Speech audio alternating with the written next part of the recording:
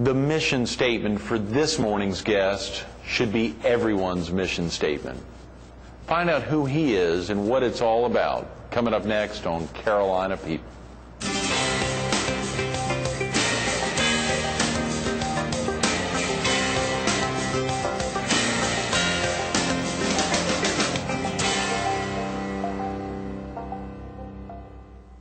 Good morning. Welcome to Carolina People. This morning with the Myrtle Beach Train Depot. We're focused on this Saturday's 16th annual South Carolina Black Family Expo.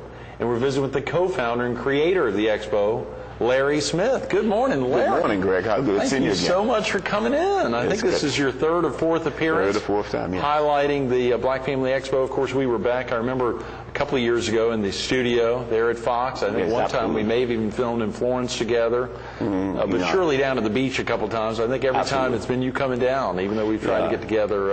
And always enjoying the experience. It's always been a great experience. It has been. It's been great for both of us. And I think for our viewers, and of course the exciting opportunity for us is to get folks in, or for us to get up to the PD, but for get folks from the PD down here, since the viewership is in the entire PD and here on the Strand. It's a real opportunity to get folks traveling around. And what about this Myrtle Beach Train Depot? Isn't this amazing? It's really, really nice. It's been here for a while, though, hasn't it? It has, absolutely. I saw some paraphernalia in the lobby that looks like it's dated way back. Oh, yeah, very definitely. Historic reference. We'll have a guest this Friday, Jack Thompson, who was instrumental in helping to preserve the train depot. There was actually a steamroller, a bulldozer coming to get rid of it, and he got out there and stopped it. So he'll be sharing that with viewers on Friday. You'll have to turn in. Of course, you're jamming tomorrow night and Saturday, so you may not have a lot of time on Friday morning to be tuning in to Carolina People. But big night tomorrow night as well. Well, big night tomorrow night.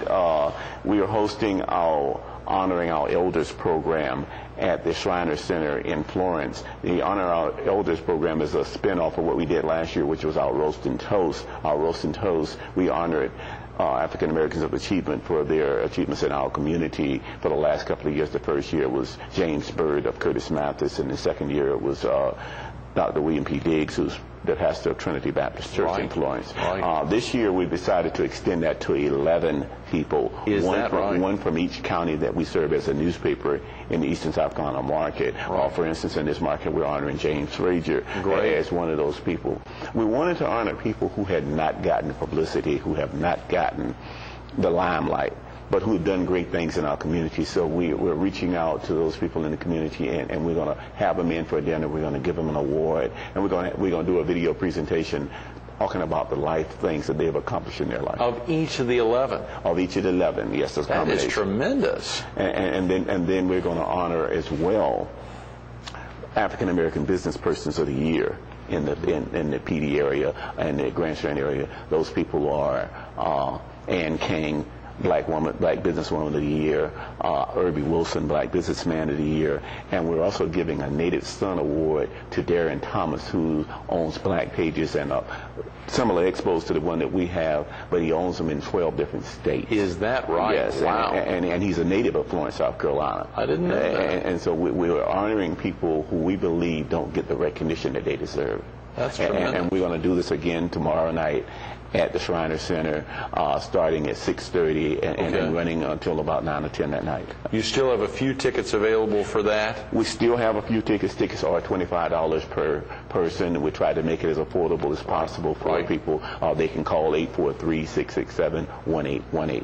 Okay, and even the viewers here at the beach who'd want to come up and honor the Honorable James Frazier, as well as so many others, to see Darren Thomas and see some of the other honorees tomorrow night, they can call and come on up, and that's the Shriners. Is that real easy to find? It's off of Palmetto Street, right behind the Highway Department. Okay. As a matter of fact, it's right around the corner from the National Guard Army for those people who know. Okay, great. So it shouldn't be difficult for them to find. But folks do need to call 843-667-1818 so you'd have a good idea of the head count for any of the food. We do, especially at this later date. Right. Of course, big focus this Saturday, the 16th annual. Can you imagine, Larry? Do you have to pinch yourself when you think about the previous 15 years now leading up to this 16th South Carolina Black Family Expo? I'm often pinching myself and wondering how did I get into being involved in this? We started out with a mission statement that said we were going to affect the quality of life for African Americans in South Carolina. Right. This is an extension of that process. The South Carolina Black Family Expo has been in place, like you said, for 16 years. And during that period, we've been able to touch lives and do some positive things. A part of what we do, especially with the dinner, as I talked about earlier, is we make the resources from that particular dinner, the profits from that particular dinner, available to nonprofit organizations in the community. Great. This year, we're going to use part of the money for a scholarship in the community, and the other part will go to the Manor House to feed the hungry in the community. Great. So we're working very, very hard to make sure that we're not just doing good business, we're being good stewards in our community as well. Right. And when we get back to the Expo, we are absolutely excited about the Expo. We've got one of the biggest names that we've had in the last few years coming to the Expo, Vicki Winans. Oh, Vicki yeah. Winans of the Winans family. She's going to headline it for us. But we've also got 35 to 40 choirs and groups from across the community coming in to perform that day. This Saturday? This Saturday. We also add to that, we had last year we started a youth competition. I don't know if you remember, but we started a youth competition, kind of an Apollo-like competition. It was a sellout last year. So we're bringing in, matter of fact, we had auditions last Saturday, and we're bringing in about 10 or 12 young people to basically audition and be a part of this particular expo, and their families and their friends get to see them perform on stage, and it's an amazing experience. We thought it was the highlight of last year's event. That is tremendous. For viewers who need to get off to work now or get family out to school, is there a good website, for instance, to learn more about this Saturday's South Carolina Black Family Expo, or call in the phone number? And is there an admission cost, Larry?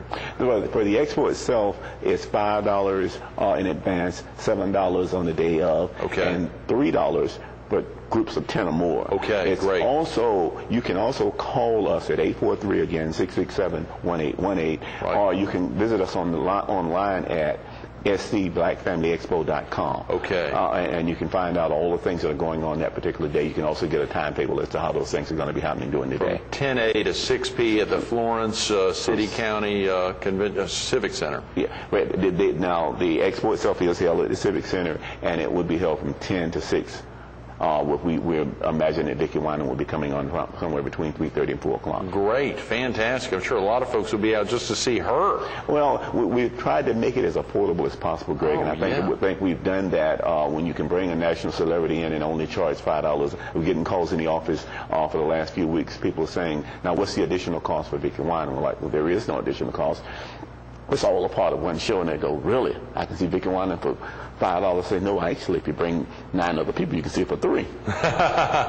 so it really is an exciting time for us. It's an exciting time for the community. One other component of the expo that I had not had a chance to mention is that we are actually doing a health summit as a part of the expo. We're bringing in, we've invited all of the candidates who are running for president to be on the panel, and we've gotten some response. We haven't gotten a final commitment at this particular point, but we have gotten some strong response from them in terms of being interested.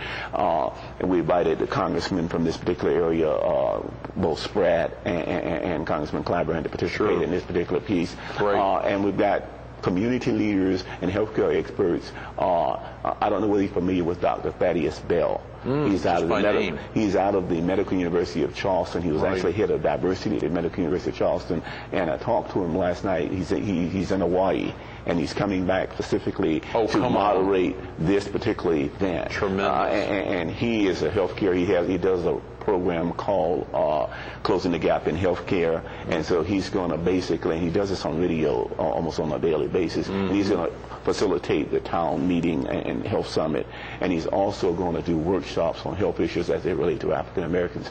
We believe, and one of the reasons we want to bring this to fruition is we believe that a lot of the health issues that exist in our community are things that are preventable by us, and basically we need to know how to eat, we need to know how to exercise and things like that, and he'll talk about these things, and so will other experts across the state of South Carolina will sit at this round table and talk about it. We also want to record this and be able to broadcast this on local television at some point so that the community can see it on a larger scale.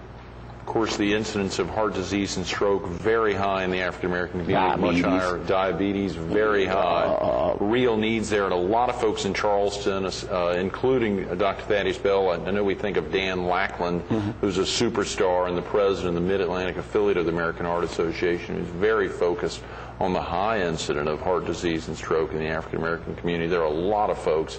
And having an expo like that. Now, you've had the health expo in the past, haven't you? Yeah, we've had a health component, and the thing that we're adding to this one beyond the summit is we're also adding a piece where we're trying to get free screening for people who want it at no cost, so that they'll be able to go out and sit down and talk to a doctor about where they are currently, and then have that doctor refer them to somebody else in the community or refer them to their office.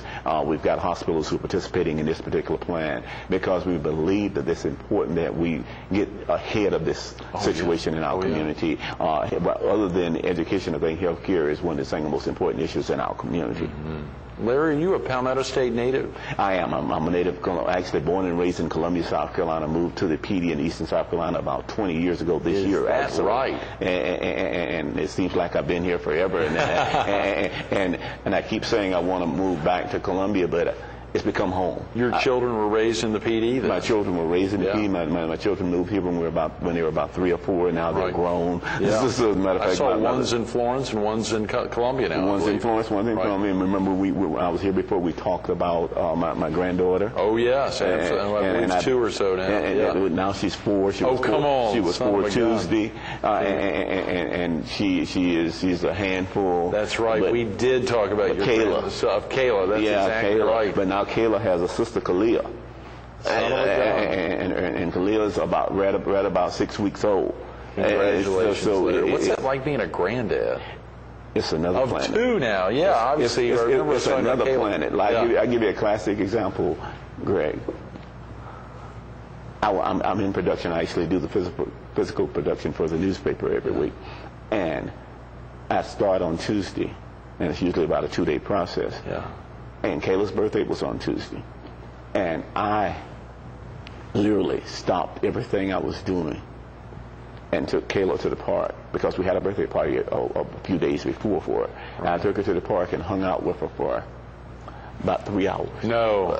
Just because this is my baby. Yeah. And that's what being a grandpa is like to me. Yeah. It's just to say, okay, there is nothing more important than your grandchildren. And particularly a grandfather of girls, having raised absolutely. 2 boys. Exactly. And it actually is another world. A little world. different than a son or even a grandson. Oh, it absolutely is. And like I said, now that I've got 2, it's going to be a challenge. I'm already getting my request in for Disney World and for all of the amusement parks. We're going there. Matter of fact, they're coming down the middle of before they go back to school. That's right. So there's a lot to being a grandfather, and it reminds you of what your mission is. Right. And it reminds you about what is important in your life. Right. Things like family Absolutely, Expo. like the Expo this Exactly. Saturday. And it reminds you that, look, there are a lot of things that are going on. How can you impact the quality of life? You're impacting the quality of life of your grandchildren. How can you impact the quality of life of other children in the community who need to have some guidance and some commitment, and people who really are working on their behalf? And I think the Black Family Expo, over the 16 years that we've done that, we've tried to be committed to making sure that parents had an understanding. We have a component where community action agencies bring in Head Start parents and get them involved in the process, and they pay for them to participate in the expo so that they can learn from the experience, because it's not just the health summit and it's not just the entertainment.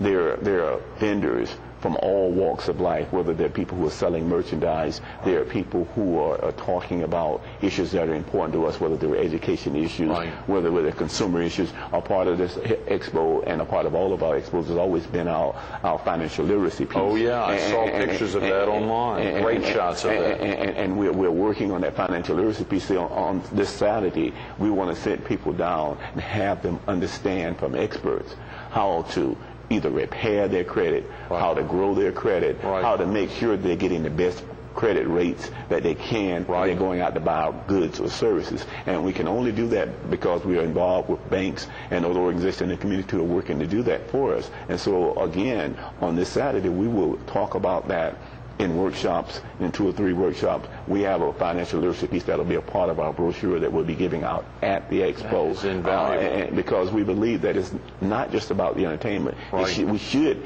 enjoy ourselves when we go out. Sure. But we should also have a learning process and a learning curve there as well.